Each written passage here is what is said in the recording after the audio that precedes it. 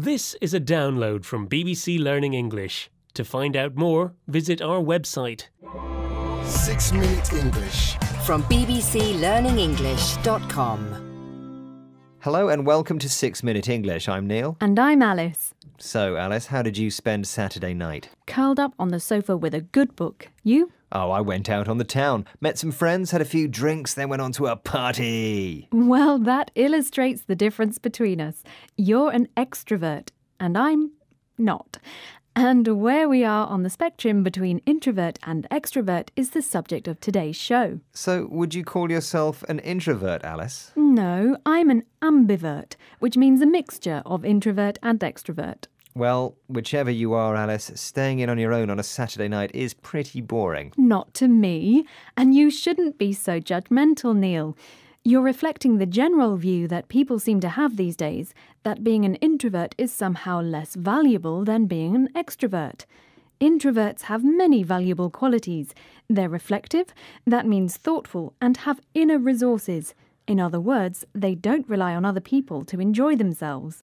OK, well, if you're feeling reflective at the moment, how about answering today's quiz question? OK. Can you tell me who first used the term extrovert? Was it A, Sigmund Freud, B, Friedrich Nietzsche, or C, Carl Jung? I think the answer is C, Carl Jung. Well, we'll find out if you got the answer right or not later in the show. But before we get there, let's listen to Lisa Kanzig, researcher and associate dean for William Smith College, New York State, telling us a bit more about what being an introvert typically means.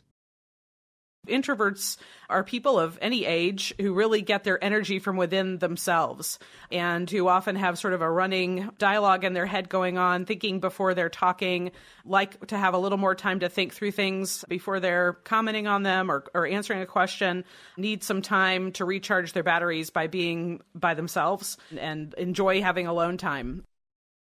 Lisa Kanzig there, who says that introverts think about what they're going to say before they say it. Do you do that, Neil? Nope. You should try it sometime. Now, Lisa also talks about the different ways people recharge their batteries.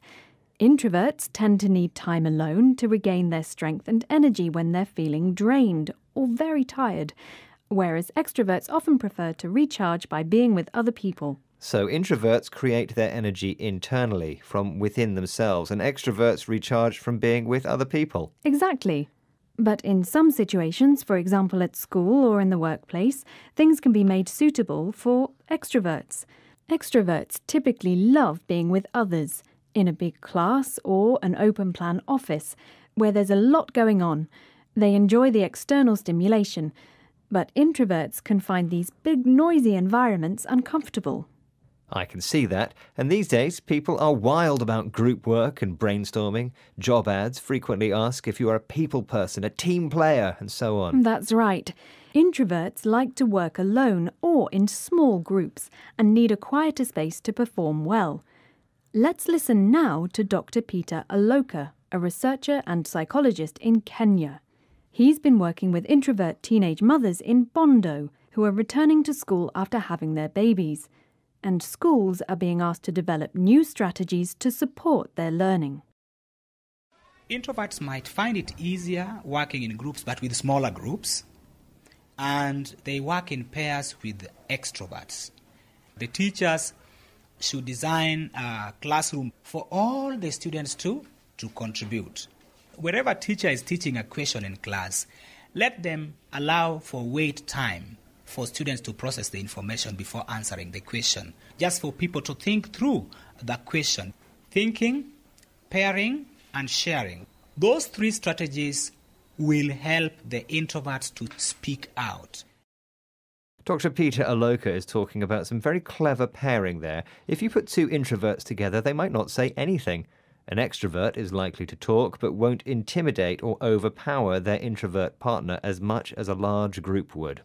So the idea is that with fewer people, in a small group or a pair, the introvert will have enough time and space to express their ideas.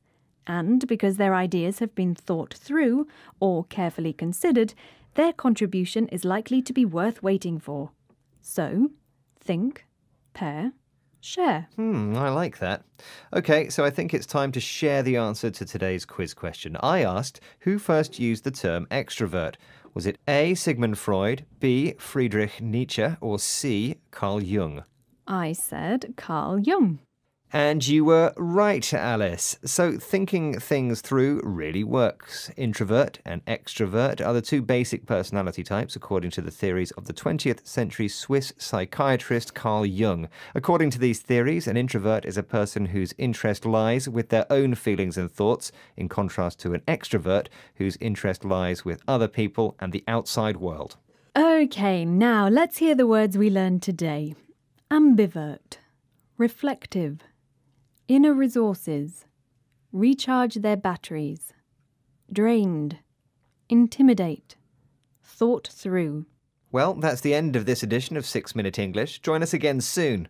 Meanwhile, visit our website, bbclearningenglish.com, where you'll find guides to grammar, exercises, videos and articles to read and improve your English. And we're on social media too. Make sure to visit our profiles on Facebook, Twitter, Instagram and YouTube. Goodbye. Goodbye. 6 Minute English. From the BBC.